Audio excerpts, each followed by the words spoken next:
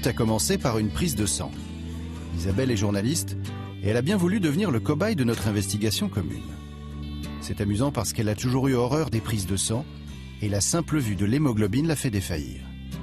Mais elle s'est dévouée pour la bonne cause.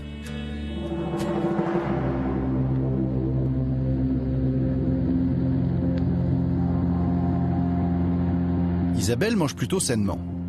La nourriture, c'est son domaine. Elle est journaliste spécialisée dans l'alimentation. Chaque jour, elle reçoit son lot d'études scientifiques alarmistes. Nous sommes assaillis par tellement d'informations anxiogènes et contradictoires. Résultat, quand elle fait les courses pour sa famille, elle est comme tout le monde, perdue et incapable de choisir. Une belle pomme en dessert? Non, elle est peut-être truffée de pesticides. Pourtant, elle aura bien croqué dedans. Et ce magnifique pain complet, elle se laisse tenter? Pas sûr. Comment savoir si les aliments qui se cachent derrière ces belles apparences, ces formes voluptueuses, ces couleurs magnifiques, sont toujours bons pour nous? Qu'en est-il? Manger peut-il nuire à notre santé?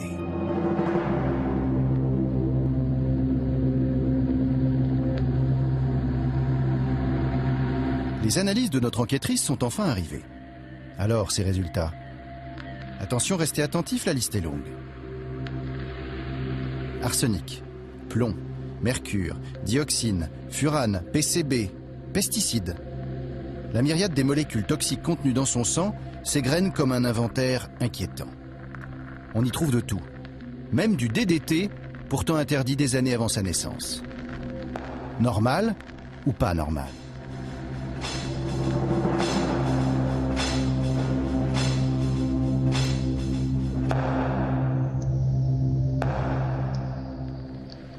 Nous décidons de lancer une investigation d'envergure sur 4 aliments parmi les plus consommés en France. Porc, saumon, pommes et pain. Puis de les soumettre à une double enquête scientifique et de terrain. Nous allons traquer ces aliments pour comprendre comment ils sont produits et en quoi ils sont différents de ce que mangeaient nos grands-parents quand la chimie n'avait pas encore fait irruption dans nos assiettes. Pour l'enquête, nous constituons un comité de scientifiques incontestables. Ces experts sont reconnus comme les meilleurs dans leur domaine. Pierre Menton, chercheur, expert en santé publique. David Servan-Schreiber, neuropsychiatre, expert en prévention du cancer. Annie Sasko, épidémiologiste, experte en maladies environnementales. André Picot, toxicologue, expert en métaux lourds et contamination chimique. Et Laurent Chevalier, médecin, expert en nutrition. Alors voilà, on a les résultats de ma prise de sang. On m'a choisi moi parce que je suis une trentenaire, que je me nourris plutôt sainement. Et pourtant, il y a des résidus de pesticides dans mon sang, de dioxine, de PCB. Comment ça se fait? Et est-ce que c'est dangereux? Cette analyse est une analyse classique, totalement classique. On va retrouver dans toute la population à travers le monde ces produits-là. Est-ce que c'est dû à la façon dont je me nourris? Oui, bien entendu. On a des études qui nous montrent que chez les enfants qui mangent une agriculture chimique, une agriculture moderne, on trouve tous les jours dans leurs urines des résidus de pesticides. Lorsqu'on les passe, ces mêmes enfants, on les passe à 70% de bio, il n'y a presque aucun résidu de pesticides dans leur urine, on les remet sur l'agriculture chimique et hop, on revoit les résidus monter. Ça veut dire que tous les jours, leur organisme est soumis à ces contaminants. Pour moi, c'est simplement inacceptable. On nous recommande de manger 5 fruits et légumes par jour. Mais les pesticides retrouvés en quantité dans le sang de notre journaliste ne les rendent-ils pas dangereux? Pour commencer l'enquête, nous partons à Angoulême, sur les traces de la pomme industrielle. C'est le fruit préféré des Français. Chaque famille en mange plus de 18 kilos par an. Problème, la pomme reçoit plus de 26 traitements de pesticides avant que nous la croquions.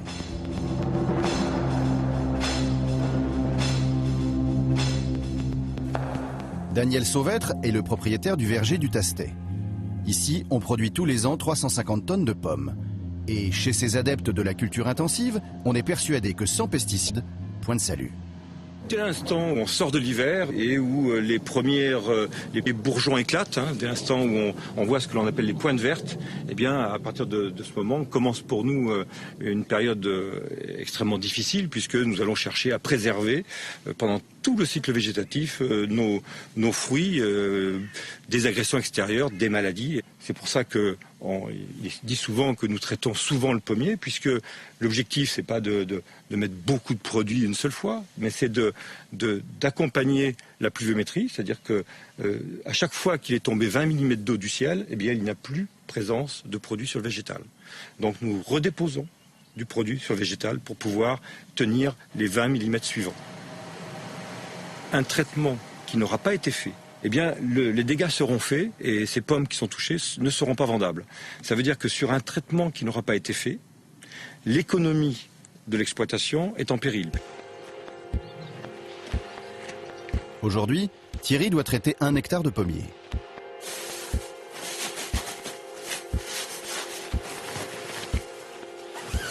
Impossible de manipuler ces pesticides sans revêtir une véritable combinaison de cosmonautes.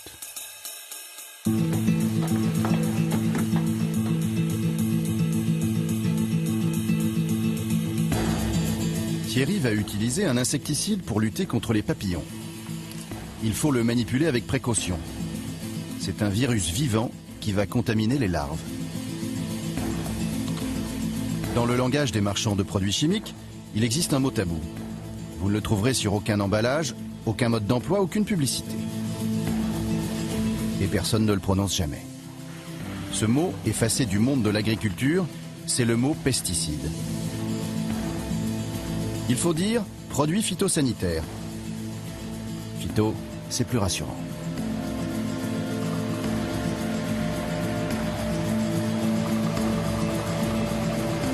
Avec 76 000 tonnes de pesticides épandus chaque année, la France détient le record du plus gros utilisateur d'Europe.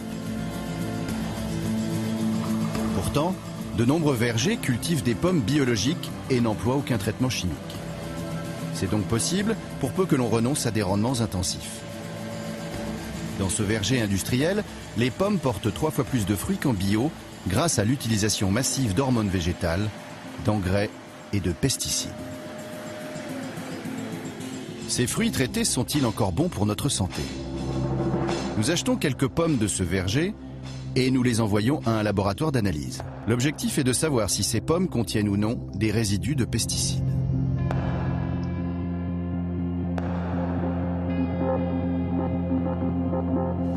En attendant les résultats, nous rencontrons Jean-Charles Boquet.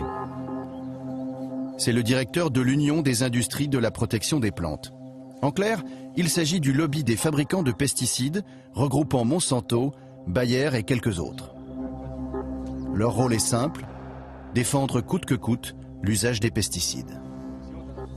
Les produits phytosanitaires aujourd'hui permettent d'augmenter le rendement, en présence bien entendu d'agressions, de maladies ou d'insectes ou de mauvaises herbes, de 40 à 50%.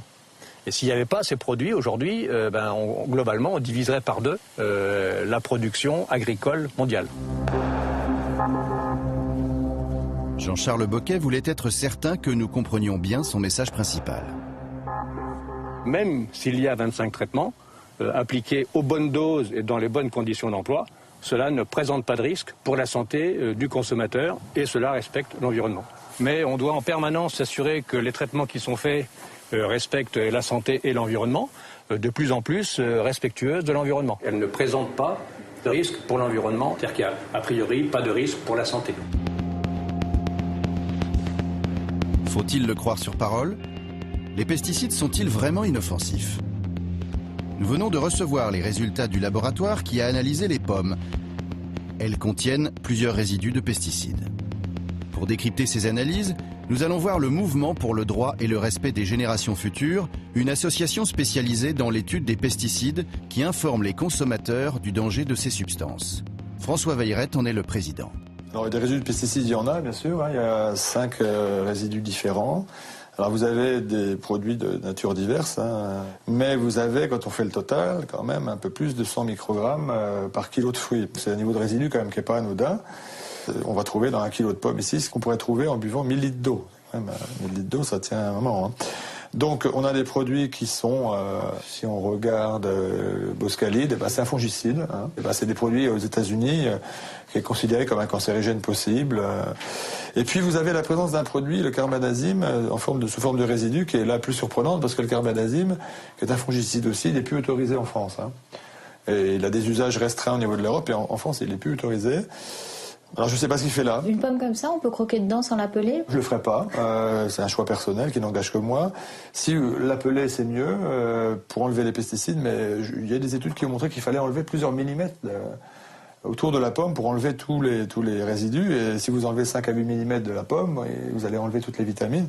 Si la pomme est pas grosse, il ne restera pas grand-chose à manger non plus. Donc, moi, ce que je regrette, encore une fois, c'est que le consommateur ne puisse pas savoir ça. C'est-à-dire, voilà, on devrait avoir les résidus affichés. Ça permettrait au consommateur de choisir. S'il voit 3 pommes en rayon, une avec 2 résidus, une avec 5, une avec 10, avec des niveaux différents, il dit, par précaution, il peut choisir d'acheter celle qui est que 2 résidus. Ou alors, il peut s'en moquer, mais c'est un choix. Alors que là, le consommateur a fait son choix sur l'aspect extérieur, mais pas sur ces données-là, sauf si, comme vous l'avez fait, on fait des analyses qui sont très coûteuses.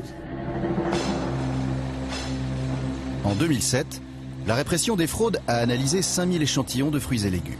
Ces équipes ont découvert que la moitié d'entre eux contient des résidus de pesticides.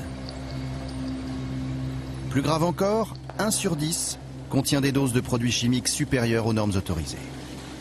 Quand on prend l'assiette lambda d'un consommateur, justement, qui ne mange pas bio, il est exposé à combien de types de résidus par jour, par semaine? Par jour, il y a eu différentes estimations qui ont été faites. Je crois que c'est au moins, de manière raisonnable, 20 à 30 résidus différents à travers tous les repas de la journée, en moyenne. Tous les jours? Tous les jours.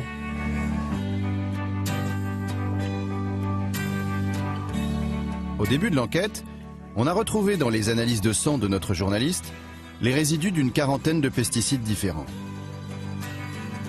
Ces résultats sont pourtant tristement banals. On retrouverait la même chose chez chaque Français. Nous avons essayé d'en savoir plus auprès des autorités de contrôle. Mais ni l'Agence française de sécurité sanitaire des aliments, ni l'Observatoire des résidus de pesticides n'ont souhaité nous répondre. Pourtant, des études existent. Dans une récente recherche de l'INSERM, un établissement scientifique public, on apprend que la moitié des femmes enceintes ont dans leurs urines des traces d'herbicides interdits. Ces contaminations mettent-elles en danger le développement du fœtus de l'enfant? Nous retrouvons nos experts scientifiques. Qu'en pense-t-il? L'enfant est une des personnes les plus sensibles, en tout cas à l'action des cancérogènes. Donc si vous êtes exposé soit in utero, avant même que l'enfant ne naisse, à travers l'alimentation de la mère ou ce qu'elle respire, l'eau qu'elle boit, cet enfant-là sera ultérieurement plus à même de développer un cancer. De toute façon, ce sont des composés qui sont non naturels, donc on ne devrait pas être exposé à ces produits. Et il faut essayer pour le futur d'en mettre de moins en moins dans la nature. Mais alors, dites-moi, parce que nous, on n'arrête pas de nous dire que finalement, on va vivre beaucoup plus vieux que les générations d'avant, que l'espérance de vie, elle n'arrête pas de croître. Est-ce que c'est encore vrai, ça? Est-ce que nous, on va vivre plus vieux que nos grands-parents? Et est-ce que nos enfants vivront plus vieux que nous? On vit plus vieux, effectivement, pour une raison simple, c'est qu'on a mieux maîtrisé les phénomènes dits microbiologiques, c'est-à-dire les microbes, effectivement. Mais depuis les années 50, je veux dire, on déverse des quantités monstrueuses de produits chimiques dans la nature, à peu près 400 millions de tonnes au niveau de la planète, mais bien entendu, ça a des conséquences. Il faut très vite réguler tout ça. Mais c'est une urgence. C'est une urgence, et c'est une urgence pour les générations futures. Quand on va s'apercevoir de tous les dégâts sur l'embryon, et on le voit déjà par l'intermédiaire d'un certain nombre de pathologies psychiatriques et de tout un tas d'autres choses, eh bien malheureusement, ça sera un petit peu tard. On a beaucoup d'interrogations, beaucoup d'inquiétudes. Donc l'espérance de vie peut tout à fait s'effondrer. Les agriculteurs sont les plus menacés par les pesticides. D'après l'Organisation mondiale de la santé, plus de 50 millions de travailleurs agricoles en sont victimes chaque année à travers le monde. C'est la preuve que les pesticides peuvent être dangereux pour chacun d'entre nous. Sylvain Médard testait les nouveaux pesticides pour sa coopérative. Il est aujourd'hui devenu un symbole.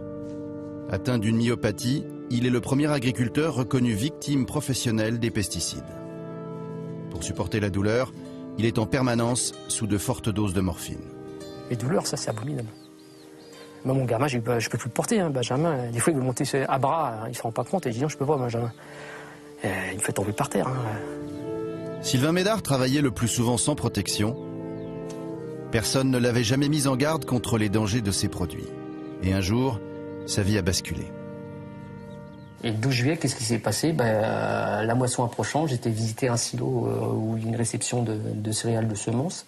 Et en montant en haut du silo, alors des silos, c'est à peu près 5-6 étages, voire 7 étages d'un immeuble classique, mais c'est la différence, ce sont des escaliers de meunier. Et arrivé en haut, d'un seul coup, grosse fatigue, il a fallu que je m'assoie, plus aucune force. J'étais mou, j'étais assis sur un sac. Il a fallu me mettre un ouvrier, Christian, m'a aidé à m'asseoir sur un sac. Et il m'a dit qu'est-ce qui se passe. Je sais pas, j'ai complètement KO. Et plus aucune force. J'ai mis 1h30 pour redescendre. J'ai mis 7-8 minutes pour monter. J'ai mis 1h30 pour redescendre. Donc je vais passer voir mon médecin quand même en vitesse le soir. Je prends rendez-vous par téléphone. Je m'en vais chez le médecin vers le coup de 19h. Et en partant sur la route, je perds mes moyens. J'ai plus de jambes ni de bras en voiture. Je finis dans le fossé avec la voiture. J'ai perdu 20 kilos en un mois de temps. J'ai fondu.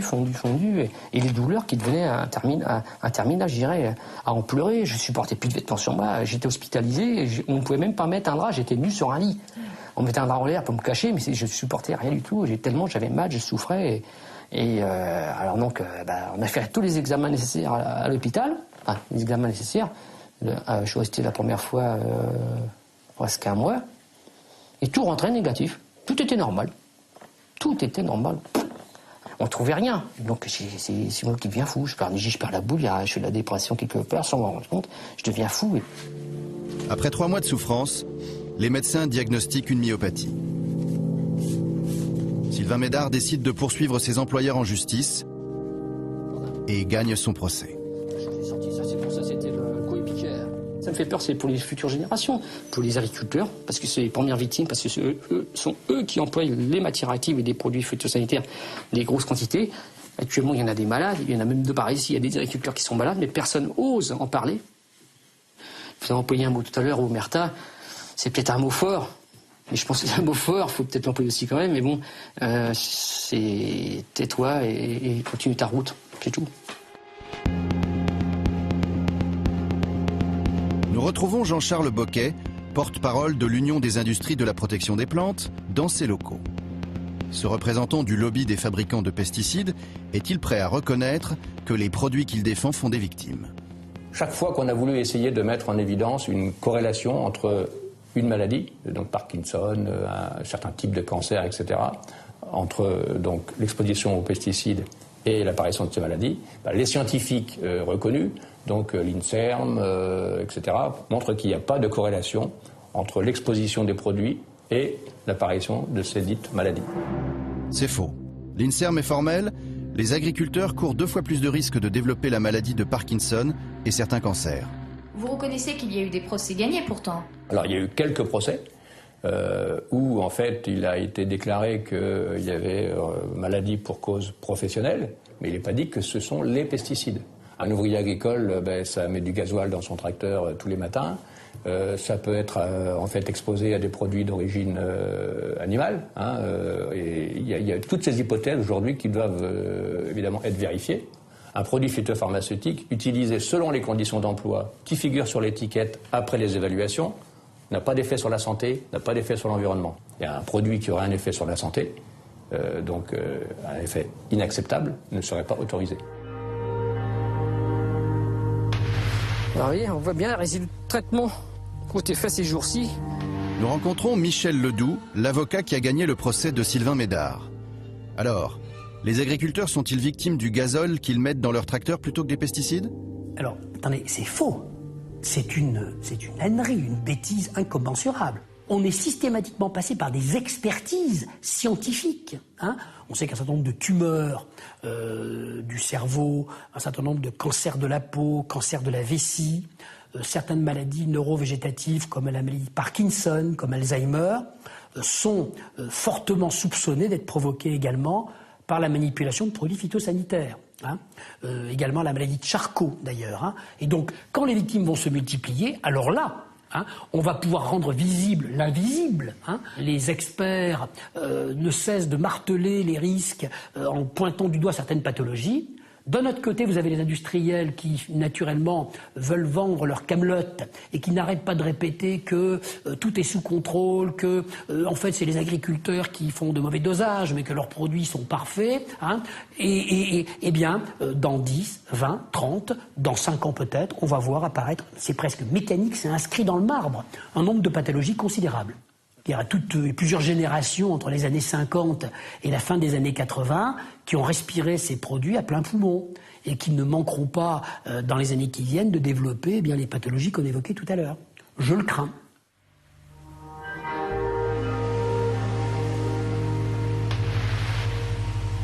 Pour l'industrie des pesticides, c'est comme si les agriculteurs malades n'existaient pas.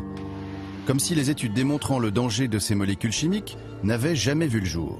Quant à la majorité des agriculteurs, ils sont tellement pris par le système qu'ils n'arrivent pas à imaginer un monde sans pesticides. Le lobby des fabricants de pesticides nous a envoyés chez un agriculteur modèle, Christophe Grison, ardent défenseur de l'agriculture intensive. D'après lui, les progrès techniques auraient résolu tous les problèmes. Ce qui a vraiment changé, c'est la qualité de pulvérisation et puis tout ce qui est maintenant électronique embarqué. Là, vraiment, ça nous permet d'être... c'est ce que je dis souvent, c'est l'agriculture écologique, intensive mais écologique, quoi. C'est un drôle de concept, ça. C'est pas un concept très courant, quoi. Non, mais on commence à en entendre parler pas mal, là. L'agriculture écologiquement intensive. Voilà, c'est le nouveau terme à la mode. Et les écolos, ils emploient pas ce mot-là, quand même. Non, les écolos, ils souhaiteraient qu'on puisse nourrir tous les êtres vivants sur Terre à horizon 2050, environ 9 milliards, vous m'avez dit 10 milliards, sans produits phytosanitaires, sans engrais. Moi, je dis que c'est pas possible. Techniquement, je ne suis pas contre l'agriculture biologique, bien au contraire. Il y a des idées très intéressantes à prendre chez eux. Malheureusement, moi, sur mon exploitation, je ne peux pas produire sous label agriculture biologique. Je ne peux pas me passer des produits phytosanitaires pour désherber. Je ne peux pas me passer des produits fongicides pour soigner mes plantes lorsqu'elles sont malades. Vous-même, si vous êtes malade, rien ne vous empêchera de prendre, si vous avez mal à la tête, du paracétamol. Je ne vois pas pourquoi moi je ne devrais pas soigner mes plantes s'il y a un besoin qui s'en ressent.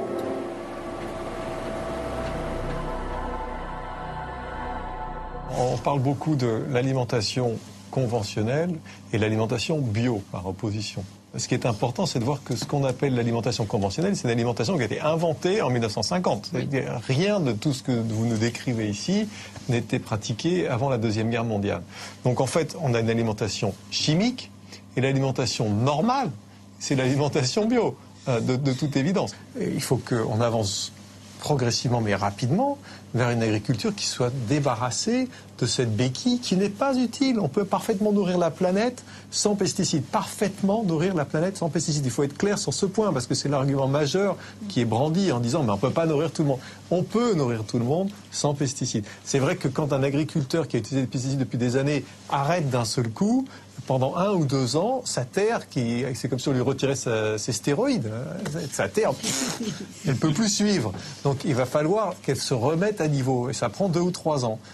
Comme toutes les études ont été faites sur une période de 3 mois, on dit, vous voyez, sans pesticides, on ne peut pas y arriver. C'est pas vrai. On peut nourrir toute la planète sans pesticides. Mais c'est la conclusion de la Food and Agriculture Organization des Nations Unies. C'est pas juste moi qui dis ça.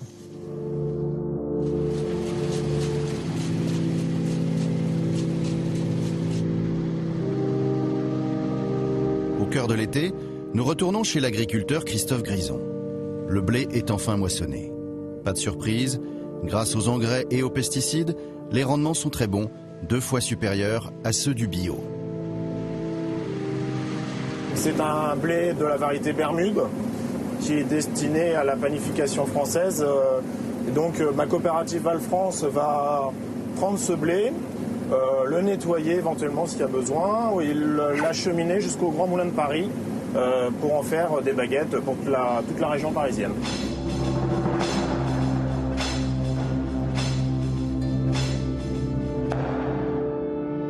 Du champ de blé au pain que nous achetons chez le boulanger, nous poursuivons l'enquête.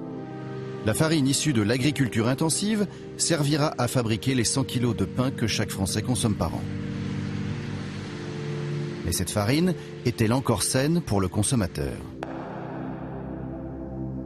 Le blé arrive au Grand Moulin de Paris. Ici, on écrase plus de 2200 tonnes de grains par jour. Un tiers des boulangers français achètent sa farine au Grand Moulin de Paris.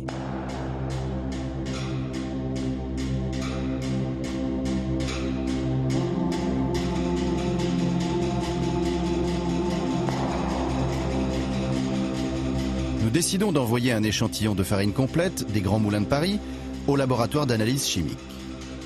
Contient-elle des résidus de pesticides? Les résultats d'analyse dévoilent la présence de 2 pesticides en quantité importante, le pyrimifos-méthyle et le piperonil-butoxide.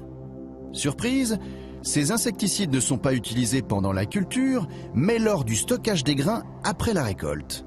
À quoi peuvent-ils bien servir? À Sens, nous nous rendons à la coopérative agricole Cap Serval.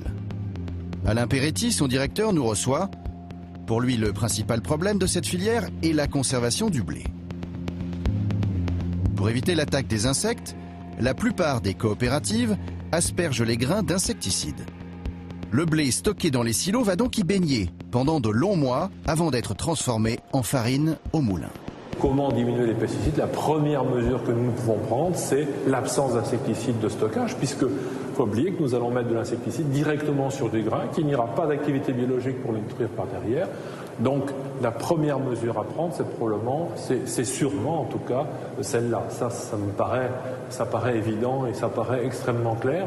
Les résidus laissés par la culture, par les désherbants, etc., sont infiniment faibles. Ils sont beaucoup plus importants avec les résidus d'insecticides de stockage, une fois de plus, qui seront appliqués sur 2 grains une fois qu'ils seront arrivés dans les silos.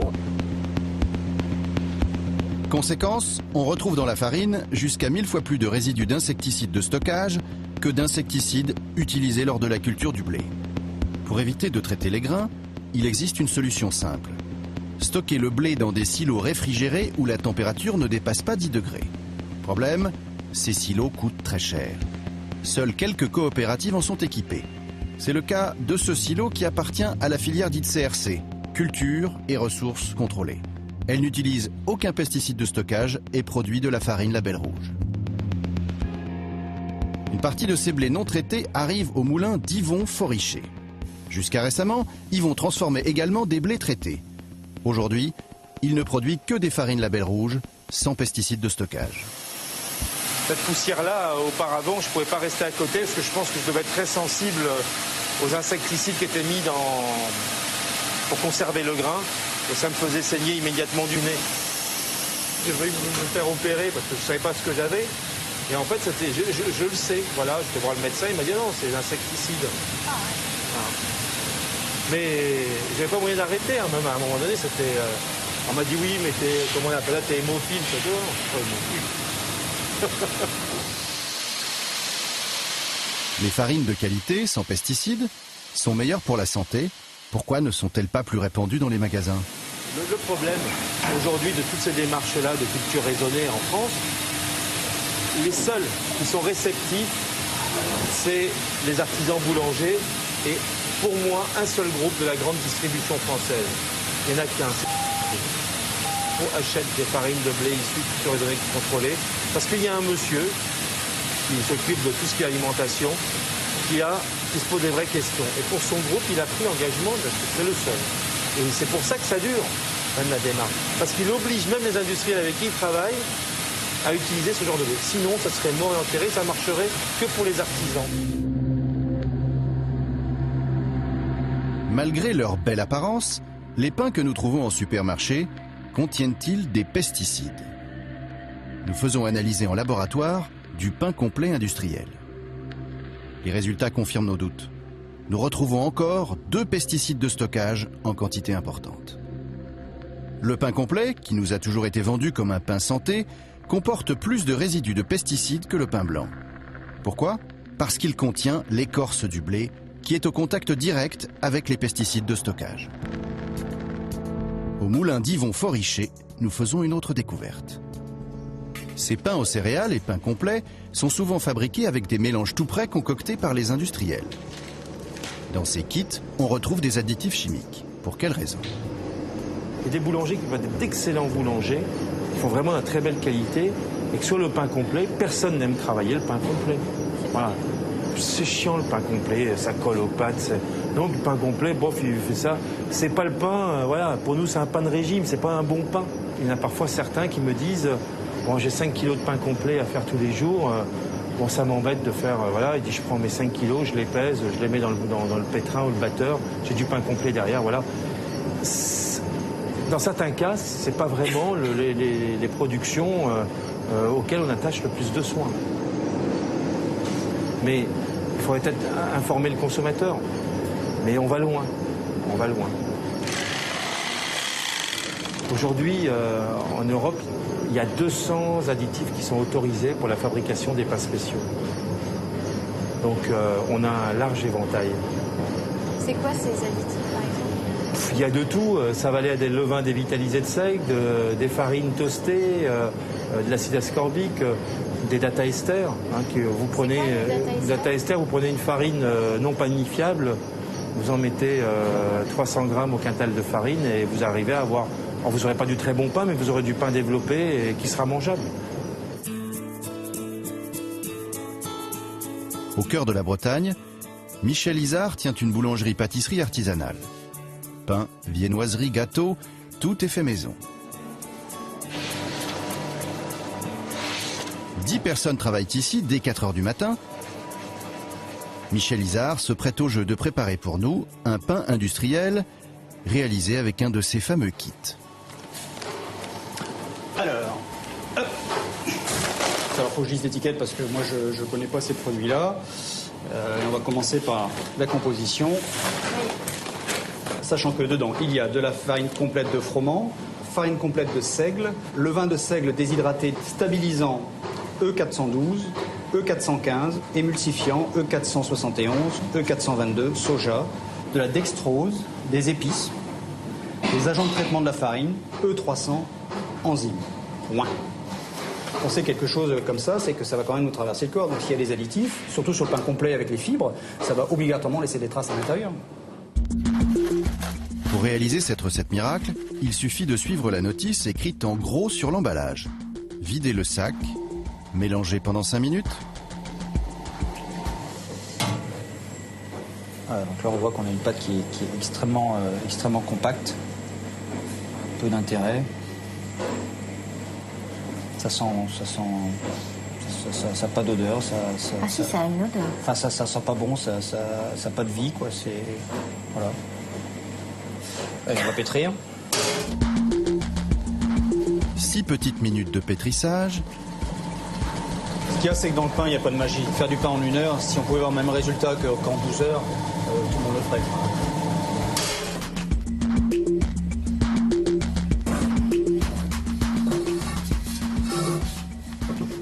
Et alors là, c'est quoi la différence par rapport à d'habitude?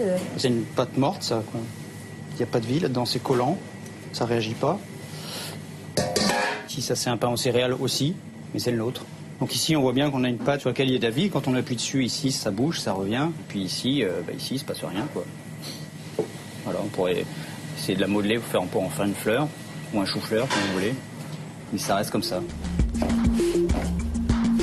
Encore 1 heure pour laisser monter la pâte et au four. Magie de la chimie, il aura suffi d'1 heure et demie, montre en main, pour faire un pain aux céréales. Michel Izard va maintenant pouvoir le comparer avec le pain artisanal qu'il met 8 heures à préparer. Avec les graines à l'intérieur, de pavot, de lin doré, sésame. Ici, c'est sympa avec une croûte, une vraie croûte. Hein. On va couper celui-ci.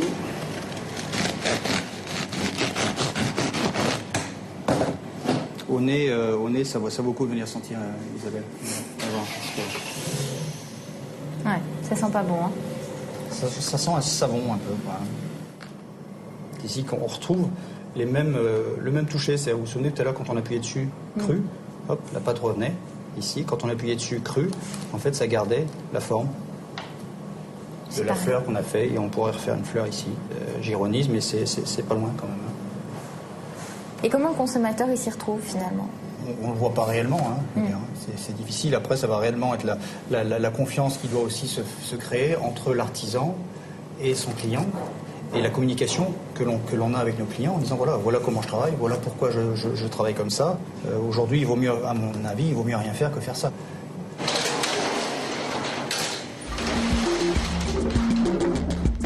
Il n'y a pas que les pains complets qui soient faits à partir de kits prêts à l'emploi. Les croissants des boulangers de quartier sont eux aussi souvent industriels. L'artisan se contente de les décongeler dans son fournil. Michel Izard a accepté pour notre enquête de faire une nouvelle démonstration. Donc, outil indispensable pour faire des croissants. Ça paraît étrange, mais si. Donc on ouvre, le beau carton et le beau sachet. Et on prend les croissants, alors pas spécialement délicatement, c'est pas vraiment nécessaire. Et on les pose avec amour sur la plaque. C'est du congelé? Ah, c'est du congelé, oui. Voilà, et une fois que ça c'est fait, eh bien on va mettre ça dans les tubes à pousser, pour qu'ils prennent un peu de volume. Et derrière un peu de dorure et au four, terminé. Donc la manip, ça va durer 2 minutes pour faire 10 croissants.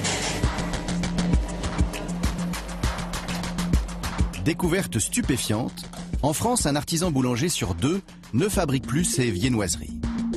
La raison est simple, un croissant surgelé est prêt en 10 minutes, quand il faut plusieurs heures pour faire un croissant maison. Conséquence, les croissants industriels sont comme le pain, truffés d'additifs chimiques. Alors voilà, 200 additifs différents dans les pains synthés. Alors nous, on les achète plus cher en plus en espérant se faire du bien et il semblerait que ce ne soit pas forcément le cas, quoi. Qu'est-ce que vous pensez de ça? Tous ces additifs, 200 additifs qui sont utilisables, ce qu'il faut comprendre, c'est tous les additifs que vous ajoutez, finalement, ont aussi des conséquences. Et un certain nombre sont des produits de synthèse. Il y a toujours des conséquences quand on utilise des produits de synthèse. Alors on peut les minimiser, bien entendu. Donc finalement, c'est une histoire absolument sans fin.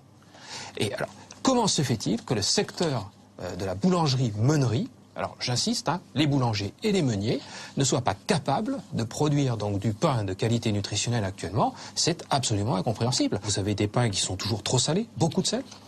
Vous avez des pains donc qui contiennent des pesticides, alors c'est vrai, d'autant plus que ce sont des pains complets. Et puis vous avez donc tout un tas d'additifs qui sont rajoutés là-dedans. Malheureusement, le pain complet et le pain multicéréales surtout sont les meilleurs pains pour la santé parce qu'ils permettent de limiter la montée du sucre dans le sang.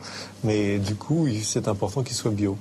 Moi, je crois qu'il faut revenir au pain traditionnel. Nos grands-mères ne mettaient pas ça dans leur pain, le boulanger de nos grands-parents ne mettait pas ça dans le pain, c'est quand même assez extraordinaire. On veut augmenter le volume du pain, on lui rajoute dans tout un tas de pains industriels des matières grasses, alors que justement l'intérêt du pain, c'est qu'il n'y a pas de matières grasses. Mais il y a une dérive, bien entendu, qu'il convient de rapidement réguler, très très rapidement réguler, par la réglementation. Il n'y a pas que le pain qui ne ressemble plus guère à celui de nos grands-mères. L'ensemble de notre alimentation a subi des mutations. Une métamorphose qui frappe également le vivant, et notamment le porc.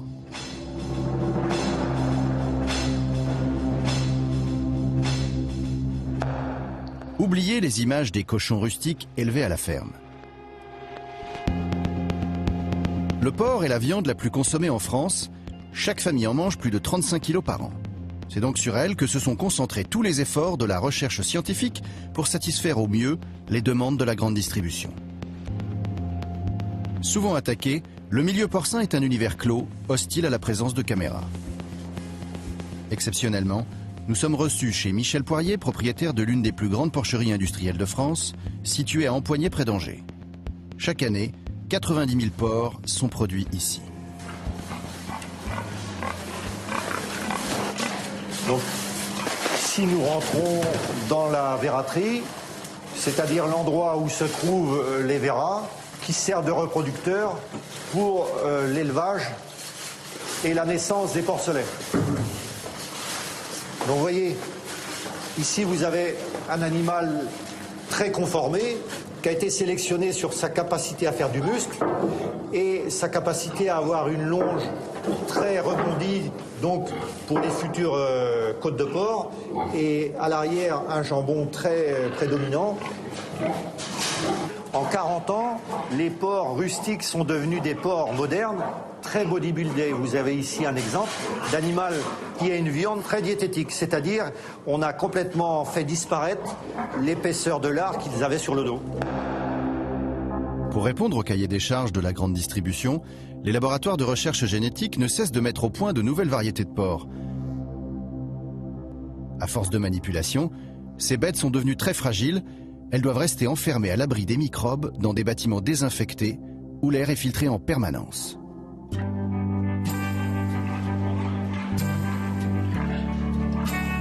Pour eux, fini la romance. La reproduction se fait uniquement par insémination artificielle. Le reste de l'élevage ne partage pas les conditions privilégiées des athlètes reproducteurs.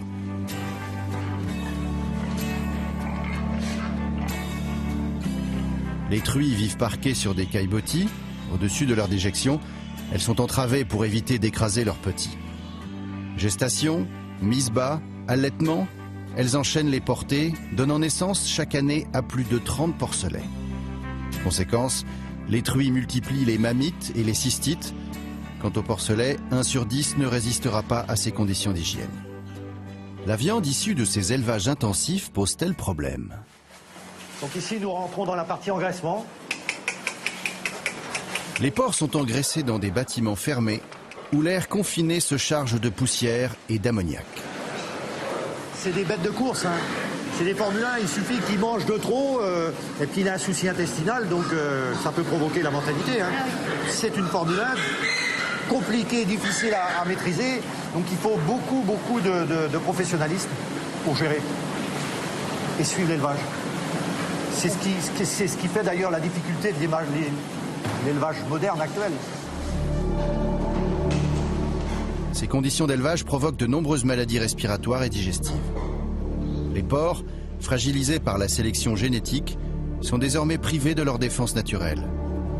Dès lors, comment éviter de les soigner à l'aide de médicaments?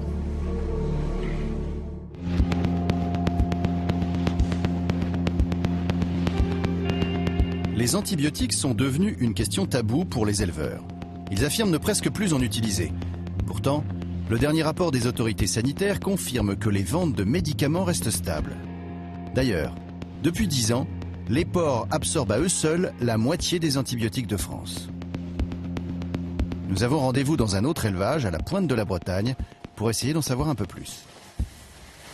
Ce jeune couple produit 9000 porcs par an dans des bâtiments ultramodernes. Nicole et André Sergent font partie des rares éleveurs à reconnaître que les antibiotiques sont indispensables. Il y a un vétérinaire qui est salarié de la coopérative, qui passe dans l'élevage régulièrement et qui ensuite prescrit en fait pour cet élevage le plan, on va dire, sanitaire pour les semaines et mois à venir.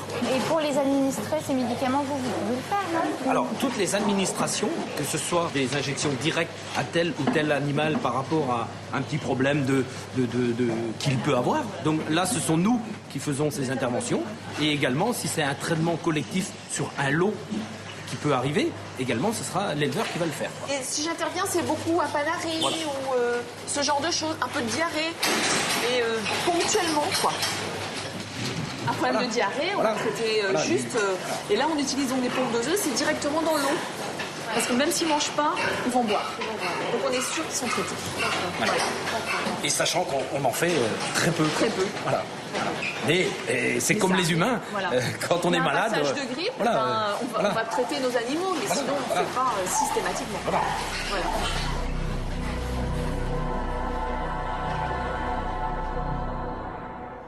Voilà, alors là, vous êtes vraiment à l'intérieur d'un élevage industriel. Vous voyez comment ça se passe. Est-ce qu'il y a un risque, en tout cas, peut-être que je me tourne vers vous, André Picot, qu'il y ait des résidus d'antibiotiques dans la viande, et est-ce que dans ces cas-là, c'est problématique pour l'homme? Le gros problème, c'est que depuis quelques années, on a beaucoup amélioré le type d'antibiothérapie chez les porcs. Autrefois, on utilisait des antibiotiques qui donc étaient facilement détectables. Maintenant, on peut utiliser des antibiotiques qui, théoriquement, sont quasi indétectables. Et ça, bien entendu, ça pose problème. Parce qu'ils vous diront, vous voyez, nous faisons des dosages et on ne trouve pas d'antibiotiques. On a pris sciemment des antibiotiques qui n'étaient pas détectables pour qu'on ne puisse pas les tracer, c'est ça? Absolument, bien sûr. En tout cas, pour ce qui se passe en France, le problème de fond, c'est quand même le rôle des pouvoirs publics. Donc, est-ce que, par exemple, actuellement, l'Agence française de sécurité sanitaire des aliments, les services vétérinaires, font des contrôles répétés, suivis sur des élevages au hasard? Réponse non. Parce qu'ils ont pas assez de moyens pour le faire. Toute la stratégie repose sur l'autodiscipline et le volontariat du secteur agroalimentaire. Ce qui est assez remarquable comme position, de mon point de vue. On pourrait proposer au pouvoir public de faire la même chose, par exemple, pour la conduite automobile. Je leur propose l'année prochaine, donc, pendant une année, faire une expérience et de laisser donc les automobilistes libres à eux, basés sur leur autodiscipline, et voir ce que ça donne en termes de nombre de morts sur la route. Donc, penser que ça va se passer différemment dans le secteur agroalimentaire et dans le secteur économique en général, je trouve ça assez remarquable. C'est vraiment faire preuve d'une naïveté ou peut-être aussi d'une certaine compromission vis-à-vis du système.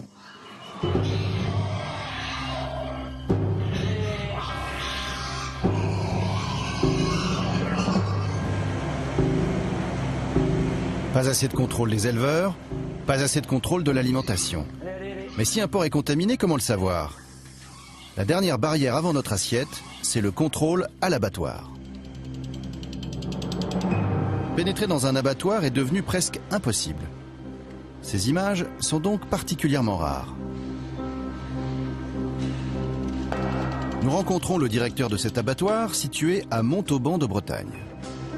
Tout animal qui se fait stresser lors de l'abattage, ça a forcément des répercussions sur la qualité de la viande. Là-dessus, c'est vrai qu'on travaille beaucoup pour éviter que les animaux soient stressés, qu'ils soient le plus paisibles, le plus zen possible, quoi.